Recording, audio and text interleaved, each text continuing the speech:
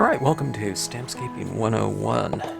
This is a mood and media video, and it's going to be on photo stamping. I've done this before for the mood and media, but even from, I don't know, just maybe not even a year ago, I've kind of started using photo stamping. Application process is a little bit different, or I've just added to it with the additional use of a lot more white pigment ink, and I really love the look that you can get from adding white pigment ink in certain ways. Okay, this is the Lakeside Cove, and what I usually do is I usually don't ink up this area in the middle here, unless I'm doing kind of a darker scene and I want that texture down there, so I'm going to kind of wipe that off a little bit, and I'll do two of these and I'll approach it the same way both times, okay? And these are a couple photographs that I've taken myself and kind of altered a little bit. I decreased the contrast so that it makes them a little bit easier to use in a photo stamping application.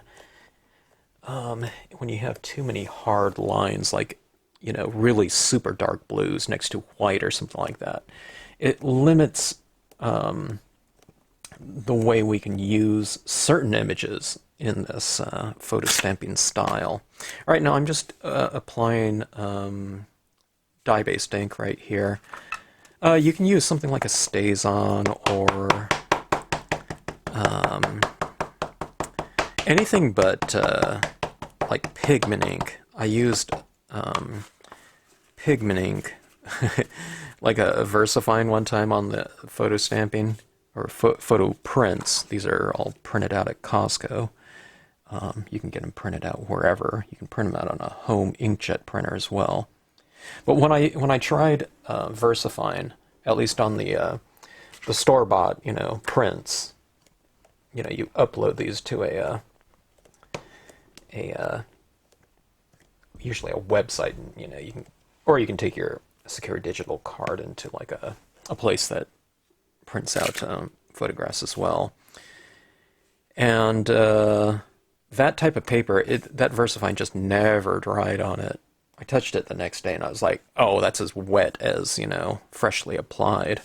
All right, so we have a couple different impressions right here, and then we'll go with the pines and rocks right next to it. This is the format for the mood and media scene. Mood and media, if you haven't logged onto this channel before, or you haven't seen some of the videos, mood and media is where I'm using this exact same composition, but just with different techniques, colors, media, just so you can see the variation that you can achieve from the same composition. There's all kinds of different looks you can get with Stampscape stamps, different ways you can use them. Sometimes people think that because I like, you know, my favorite media is probably dye-based inks on glossy cardstock, so they think, okay, that's Stampscaping, dye-based inks on glossy cardstock, but, you know, a stamp is a stamp. You can stamp this with any media just the same as you can if, you know, on a word stamp it says happy birthday. Well, you don't, when people see something like a word stamp, they don't think, okay, well, I need to stamp that with dye-based inks on matte paper or something like that, you know? And neither should you think that way about really any stamp. No stamp is a technique. It's just a tool for replication. How you use that is all up to you. Okay, so we have that. Let's see. I think I'll stamp this out right now. I'll just stamp the composition first. Now all these stamps right here, well, except for the Reed's large, these three stamps are individual, but you can also pick them all up in Nature Set number 8. Now what I was thinking about just a second ago is, I was thinking I could put the pigment ink on there first and then stamp this right over it, but I think I'm just going to stamp these right now. The foreground. A lot of times I wait for the foreground to be added in at the end of the process, just so I can have a nice crisp impression, but we'll just go for it right now.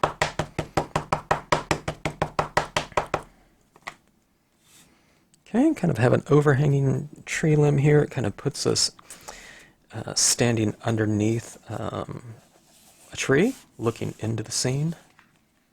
Now, the mood media pieces, these are 4 1/4 by 5 1/2, quarter-size piece of letter-size paper. Okay, these prints here from Costco, you know, they're standard photo print sizes. So these ones are 4 by 6s.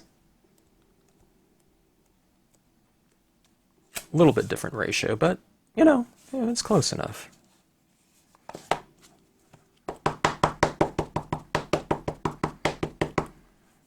And like I said, these photographs here can be downloaded on my Flickr account. You can look in the description section of this video. Just right underneath the video, you click on Show More, and it'll have links to my Flickr account, and there's a Clouds folder on that account, and all these photographs, background photos, are free for download. You download them to your computer, and you can print them out if you have a printer at home. You'd use glossy paper. You can try it on matte too. You know, that should work just fine as well.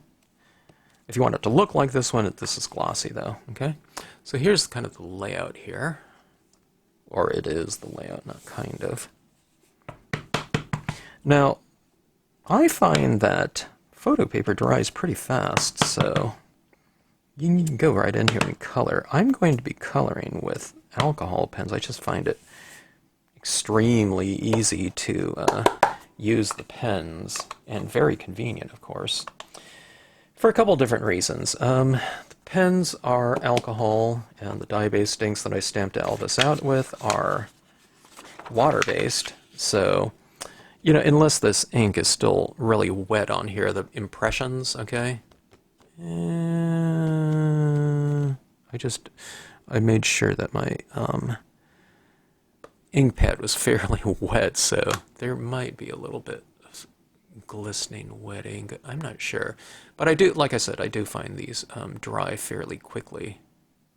Okay?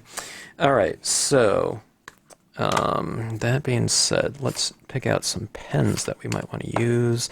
I like to go for some lighter colors. I usually don't go for anything too dark, like these blues right here.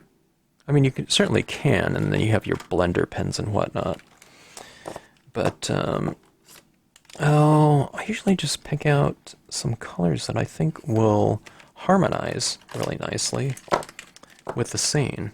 This scene right here, I can kind of go in any direction because it's more neutral. I dropped out all the color from the photos just so it makes them a little bit more neutral. You can go in any kind of direction that you want to with this one. This one does have the blues in it, you know, so I usually kind of stick to that general color scheme. You know, I wouldn't put like sunset colors up there in this point in time or something like that. Okay, so let's just start coloring here.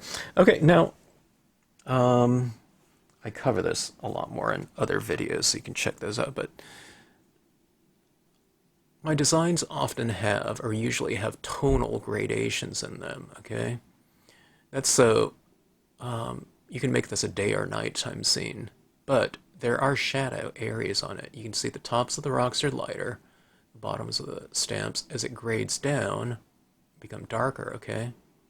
What I like to do when I start coloring is I stick to that same type of lighting convention. Dark on the bottom, lighter on top, okay? So, a little bit dark right there. Let me get some gray tones as well. Okay. All right, so let's start off with this gray right here. Well, let me zoom in a little bit. See on the bottom sides of these rocks, I'll add this gray, like that. Okay, there's a lot more volumes in it. What you want to do is when you look for stamps, you want to get your stamps as versatile as possible. You know, where it gives you a lot of options on how to use them. You don't want a kind of one-trick pony type thing. So here, I'm coloring that in. Now what I mean by that is if this was like a sunset scene with a lot of brilliant reds, oranges, yellows, pinks, whatever, you can color those rocks in that kind of spirit, that color scheme, because, you know, objects within the scene usually reflect the colors that you're casting on it. Okay? Alright, that was a little bit of gray. Now I'll go with a little bit of blue. And it's like I'm putting this, for the most part, kind of on the bottom side of these rocks, okay? But here's the fun thing about alcohol pinch. You can kind of blend it in, right? So there's a little bit of blue, and I'm blending in this gray into it, so it's giving me a little bit of more of a bluish gray for those rocks. I'm kind of sticking to the darker part of the rock, which is the bottom side of it. I'm coming in here in the water as well. See these shadows down here? But I can blend in that darker tone, okay? So you can kind of spread them around, just like you would a blending pen, which is just the liquid, the binder, without any pigment in it. Alright, so see that? The rocks look a little bit more dimensional. Here's a little bit of a lighter blue that I used on, in the previous one. Hit that up a little bit. I can hit this on my water as well. I wouldn't color in that whole thing because you'll lose your cloud textures down here, from the photo.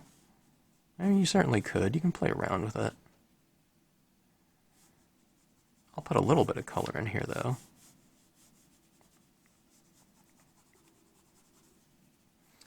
Alright, now if you want something like, I don't know, a little bit lichen or moss on your rocks, how about a little green or something of that sort? Kind of to introduce a new hue into the mix. Okay.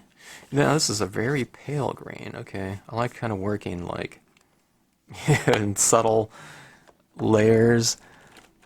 By the way, these are Le Plumes. These are by Marvy. Alcohol inks. This is a Shuttle Art one. I don't know. I don't have every color with one brand, so kind of mix it up a little bit. This pen right here was like 50 cents or under 50 cents. I have 88 pens for $40 or something. Not too bad. Now see, that green stands out too much for me. Okay?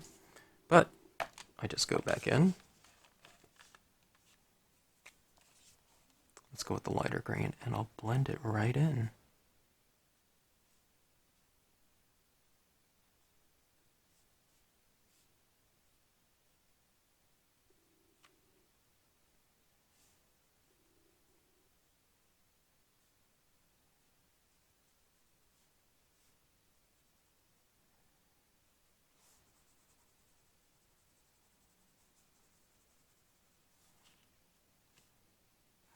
Alright. Got our rocks down there. A little bit of color down here in the water, not too much. Put a little bit more green, reflecting some of that, reflecting those objects above the water line. Okay. Alright, let's take a look at this one. I'm not done with this one. This one, doesn't have the pigment ink in it yet. Alright, let's see, what direction do we want to take this one? Why don't we go, I don't know, so we go with something a little bit warmer. Let's try this peach color. This one's sunlight yellow, this one's apricot. Oh, pastel peach. Let's try these right here.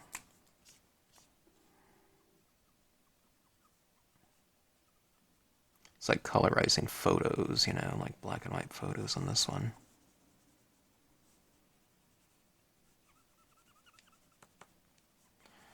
If you can't see what's happening here, neither can I. I can. It's just barely visible, though. Okay. Yeah, let's see. I am picking up some of that black from the, you know, the impressions, but that's okay.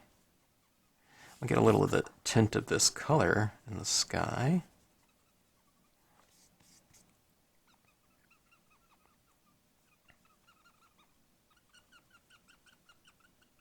It's really fun kind of watching that color change up there. Do you see that? It's really using a very pale color. Like I said, I am smearing a little bit of that gray. I'll try to clean it up a little bit. Get some of this down in the water. I mean, it's not, when I say smearing, it's just picking up some of that tone. It's not ruining it or anything like that. It's just kind of rubbing off some of the ink. It's not like smearing it outward. It's just kind of getting on my tip there. You just do a little roll like that and it's fine. Look at that. It looks like a stormy color scheme, doesn't it? Let's try this one. Here's a Shuttle Art. A little bit darker. Let's try it down here in my water and reflections, shadows.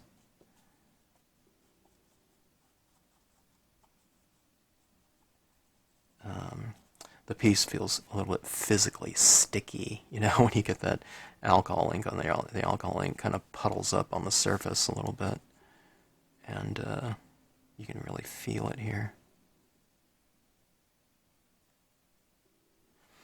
Okay, it's a little bit too dark, so let's go back to a lighter one and just blend that out. Blend it out, blend it in.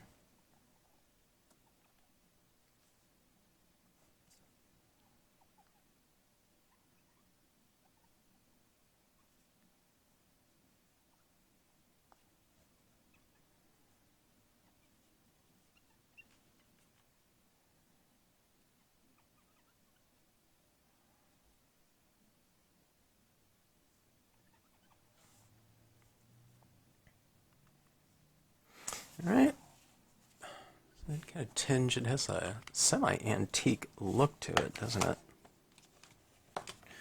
All right, let's go back to this one. I'm thinking I can go a little bit darker in the shadows. Let me grab a couple different grays. Here's a blue gray, Shuttle Art. Here's a cool gray number 5 in the Marvy ones. Okay, let's get those shadows kind of a little bit darker and more established. I'll be putting a little white pigment ink over the top of it, but we'll kind of give a good foundation tone with these darker tones.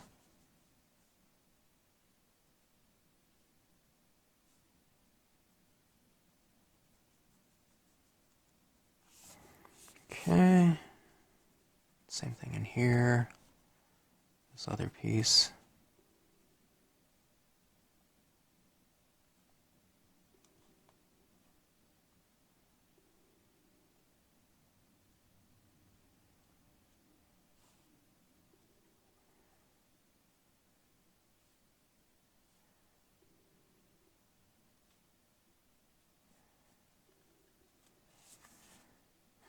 They feel like they're anchored down a little bit more. Let me see, was I working off screen here?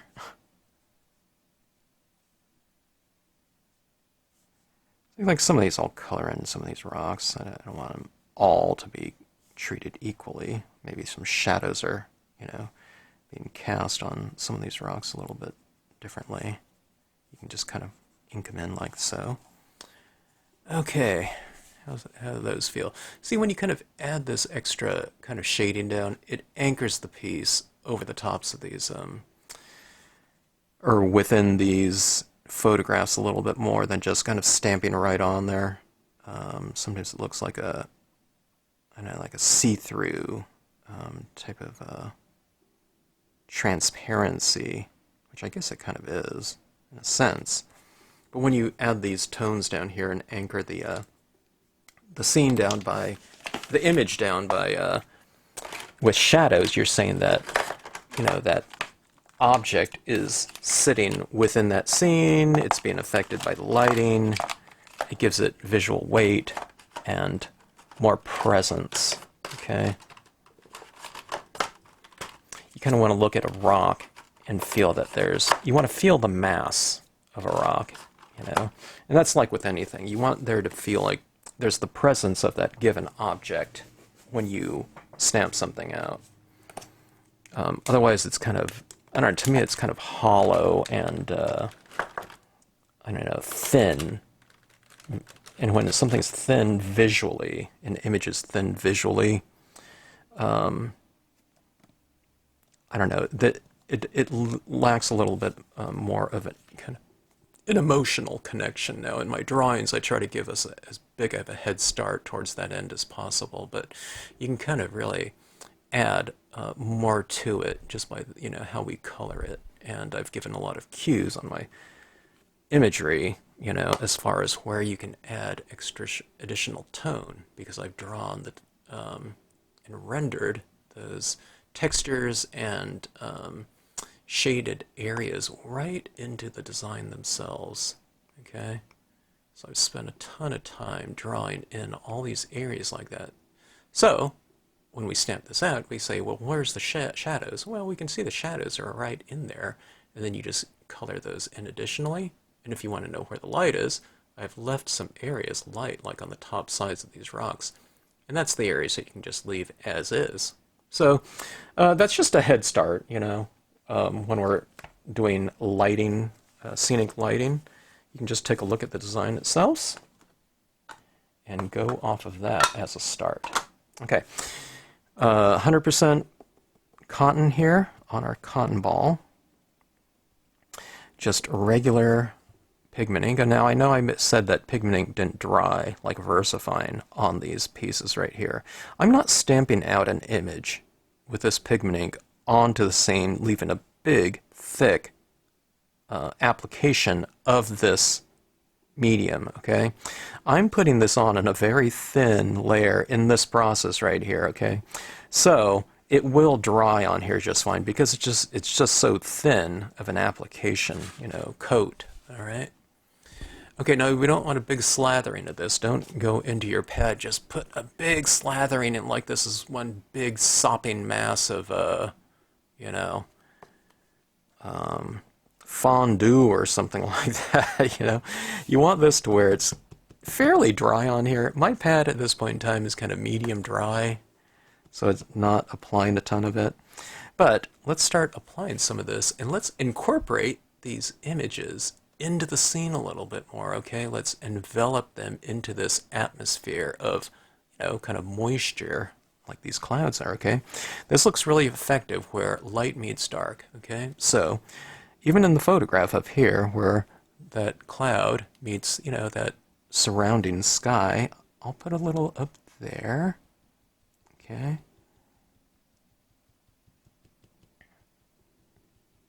Now you can see how many times I'm tapping. It's quite a bit, right? And then I can just barely see that little fuzzy application right around there. See how it's not so crisp? And then I've come into my trees a little bit. Doesn't it look like the light is hitting those trees now? Okay.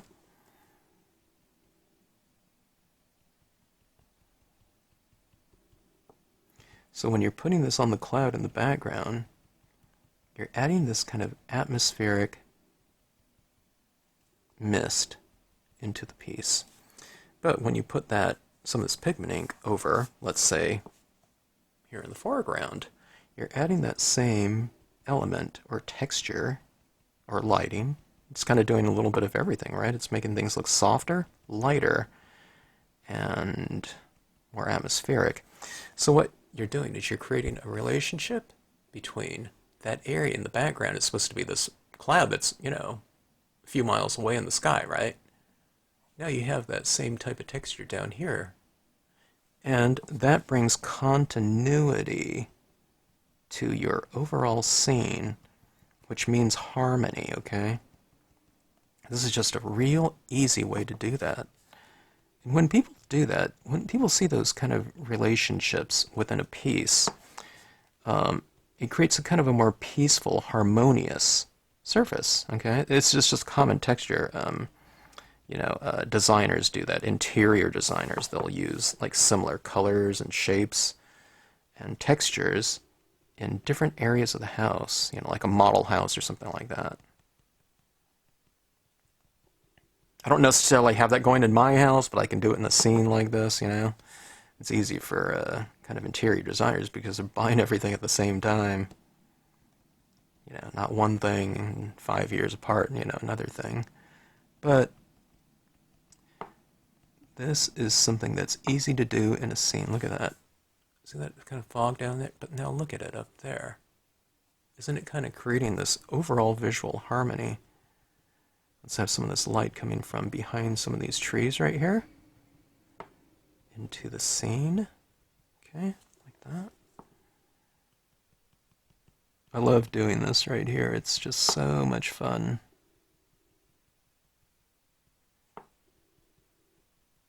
And it's really fun watching it develop. Okay, look at that. I really added a lot on that cloud right there. So the cloud, to me, looks a little bit more three-dimensional as well. Look at that.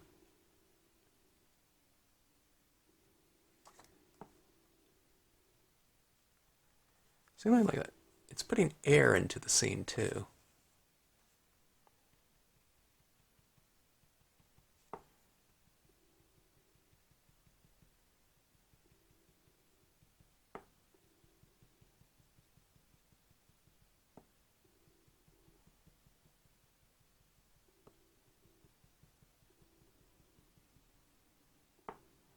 Okay, I love that soft, love that soft billowing cloud in the background there.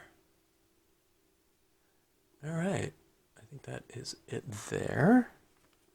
Oh yeah, I forgot about the sharp details. I wanted to get into this. Okay, I'll do that. I'll add some other details to that coming up. But let's grab a paint pen here. I've been using these paint pens so much, it might be time for a new one. This is a Meowsen Sun white paint pen. It has that little kind of ball on the inside. These are super cheap, so that ball inside sounds like it's plastic. They're usually metal, or I don't know, whatever, stainless steel when it comes to paint pens, but they make these so inexpensively. Keep the cost down. Alright, so let's add a little bit of highlighting with this. It's just easier to do this right now than right over the top of all that pigment ink.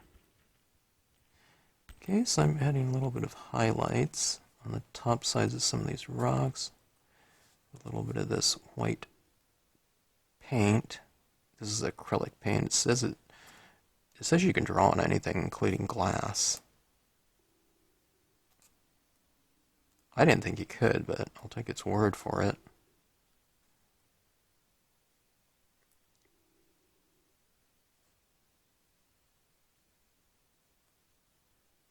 Alright, see that? Kind of adding those little highlights on the top sides of some of these trees. I mean, not trees, but rocks. You can add it to the trees as well.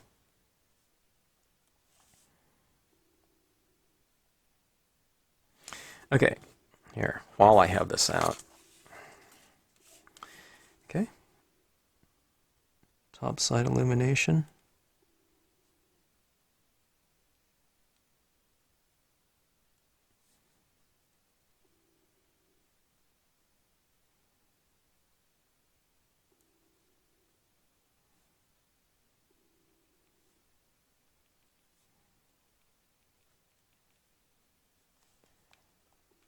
Okay, a few little highlights down in here in the water as well. A little bright, sparkling light to add visual interest.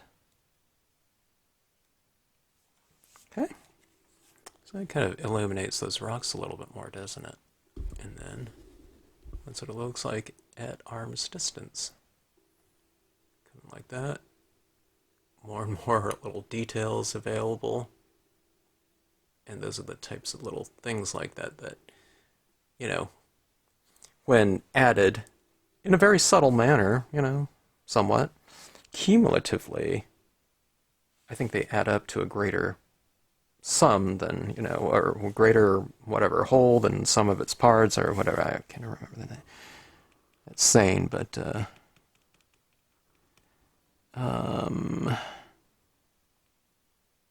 and doing these little types of things like that really, I say this all the time, it rewards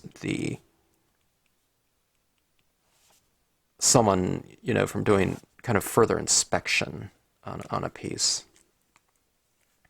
If they look closer, you reward them with, you know, new things. You know, it's like, you know, a really good movie or something like that is where, you know, people might watch it and you watch it again and then you say, oh gosh, you know, I learned new things, or I saw new things, you know, this time, you know, the second viewing or third viewing. That, to me, I always like those types of movies, you know, it's where you can kind of get something new every time you watch it, or see something, or, you know, there's more details to it than,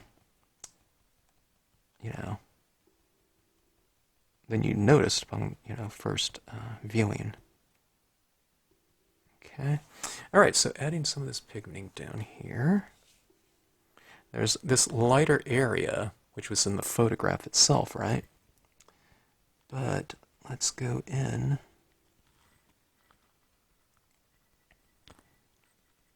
and add some additional tone.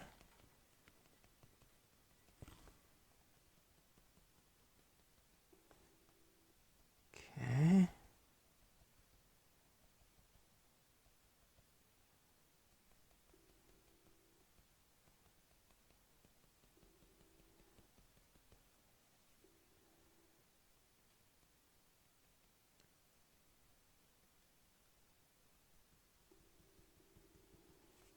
Have some of that light coming from behind the trees like that and influencing those trees. Doesn't it look like the light is coming through there and enveloping those trees more now? Okay, I think this will be a good candidate too if we want to. We can even put those light beams in here. I'm trying to think if I want to.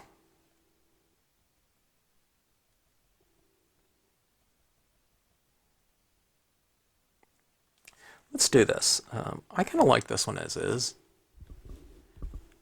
But let's go for a little bit of different effects on this one. We'll keep it kind of subtle. I usually have these light beams kind of coming into the scene, but we'll have them kind of, you know, shining out from, like little beacons coming out from that.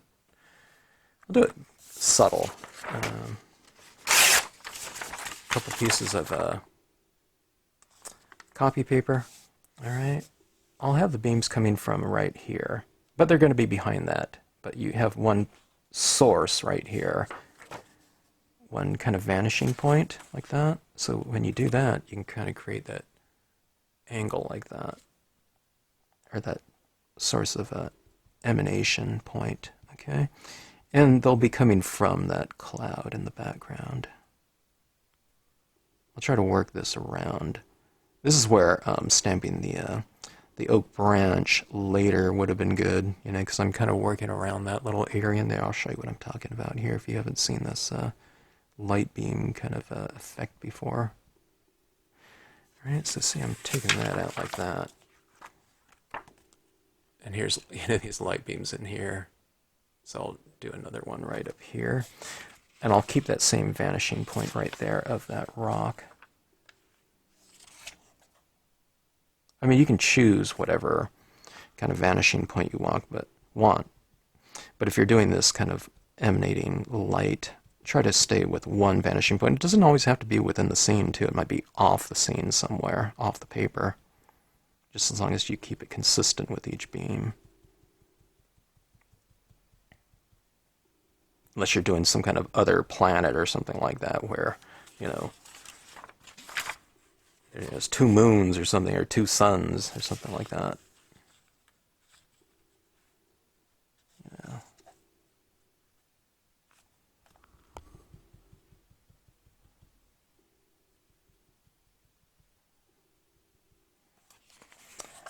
Okay, so these kind of light beams kind of coming out of there. It looks kind of weird. It'll always look really weird if you have just kind of one beam. It's bizarre, so you have to kind of keep it consistent. Let's go with another beam out this way.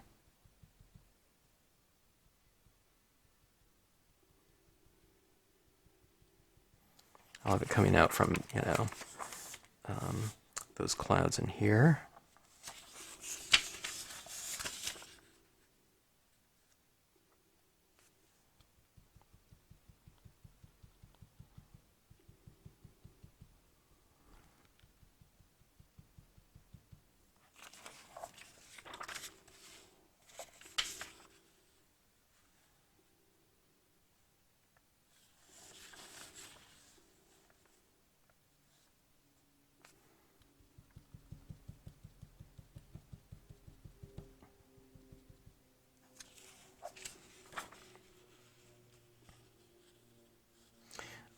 I do vary my beam strength or width to try to vary them a little bit, unless you're just specifically going for a real consistent, very graphic type of, you know, consistent beam.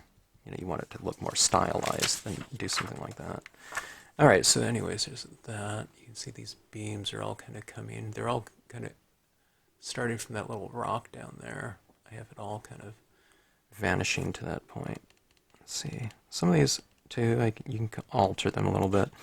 But after I stamp those out like that, then I like to go in and I like to just kind of blend them in a touch and incorporate them in. Those are some harsh lines in there, so I like to kind of smooth them out a little bit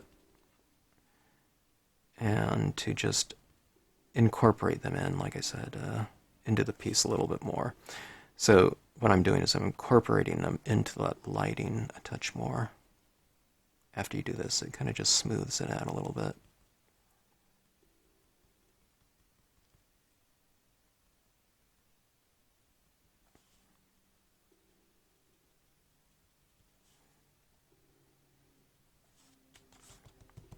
If you ever add too much, like I just did, you just kind of just blot it off with your finger, like so, and it just comes right off. Most pigment inks. Brilliance dries really fast, so maybe don't use that one. You can't really manipulate it after you get it down there.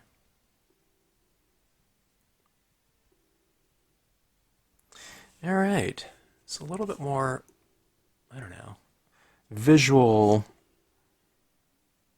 excitement maybe in this one piece when you add that in there. Not that you have to, you know, I think it looked fine without it too.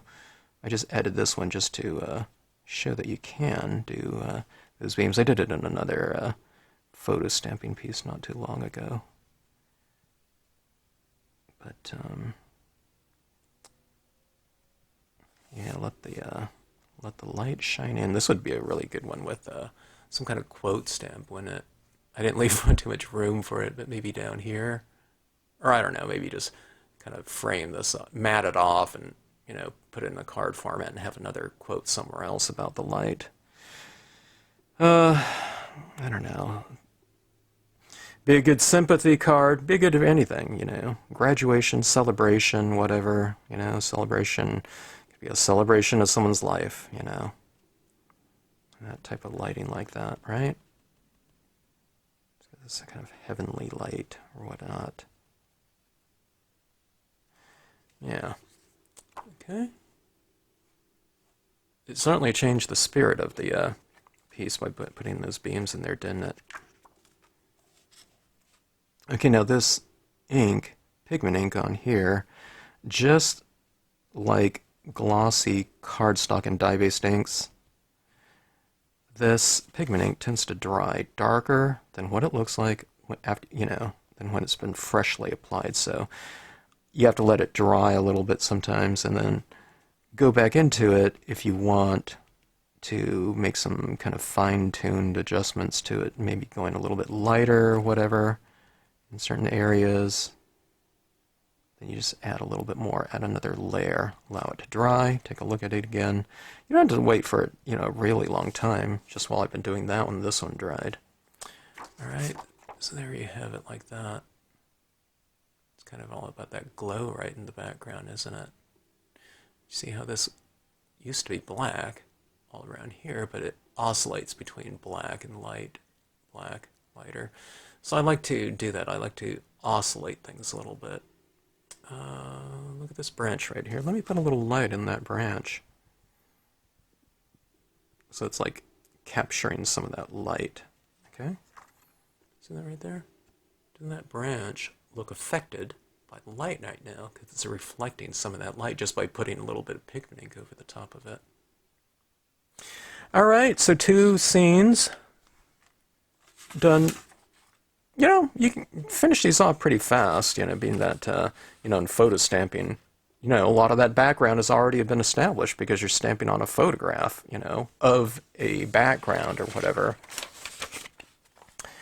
Going back into it with a few pens and coloring in a little bit, you can apply a lot more color if you want to.